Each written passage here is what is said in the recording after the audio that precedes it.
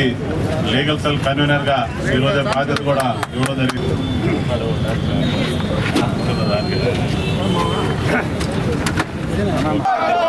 జోహార్ జోహార్ అటల్ బిహారీ వాజ్పేయి. సాధిస్తాం సాధిస్తాం అటల్ జీ ఆశయాలను. సాధిస్తాం సాధిస్తాం అటల్ జీ ఆశయాలను. భరతమాత ముద్దు బిడ్డ అటల్ బిహారీ వాజ్పేయి.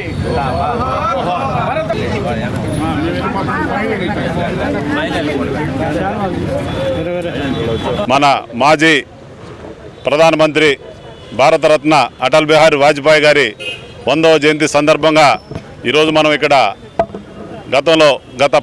ఈ నెల 15వ తేదీ విగ్రహాన్ని ఆవిష్కరించడం జరిగింది. అదేవిధంగా ఈరోజు ఆయన పుట్టినరోజు సందర్భంగా ఇక్కడ ఉన్నటువంటి పేద ప్రజలందరూ కూడా అన్నదాన కార్యక్రమాన్ని కూడా ఏర్పాటు చేయడం జరిగింది. ఈ కార్యక్రమానికి ఈరోజు ఆయన జయంతి సందర్భంగా అన్ని పార్టీల నాయకులు కూడా వచ్చి నివాళులు అర్పించడం జరుగుతుంది. అదేవిధంగా బ్రాహ్మణ సంఘాలకు సంబంధించిన వాళ్ళు కావచ్చు, బీసీ సంఘాలు కావచ్చు, కళాకారులు కావచ్చు, అందరూ కూడా ఈరోజు అటల్ బిహారీ వాజ్పేయి జయంతి సందర్భంగా అందరూ ఇక్కడికి విచ్చేసి ఆయనకి నివాళులను అర్పించడం జరిగింది.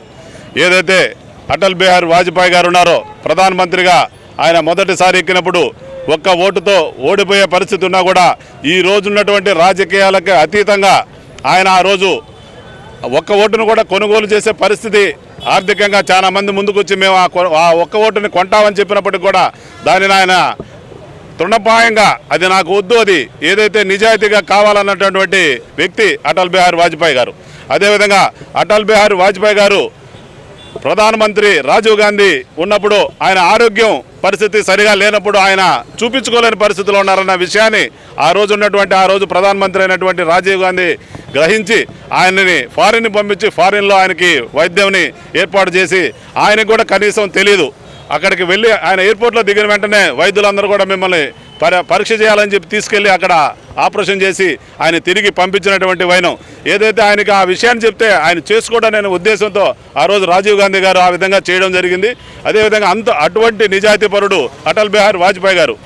ఆయన భారతదేశ ప్రధానమంత్రి అయ్యి 5 సంవత్సరాల పాటు పరిపాలించిన సమయంలో భారతదేశానికి ఏది చేస్తే భారతదేశం అభివృద్ధి చెందుతుందన్నది ఆలోచనతో అనేక సంవత్సరాల నుంచి ఉన్నటువంటి ఆలోచనలన్నింటినీ కూడా ఆయన ముందు పెట్టి ఏదైతే భారతదేశానికి నలుమూలల 4 దిక్కులా కూడా రోడ్లు సౌకర్యం ఉంటే ప్రజలందరూ కూడా రవాణా చేసేదానికి బాగుంటుందనే ఉద్దేశంతో చతుర్ముఖి పేరుతో భారతదేశం మొత్తం కూడా అన్ని ప్రాంతాలు కూడా సునాయాసంగా ప్రయాణం చేసేదానికి రోడ్లు నిర్మాణం చేయడం జరిగింది.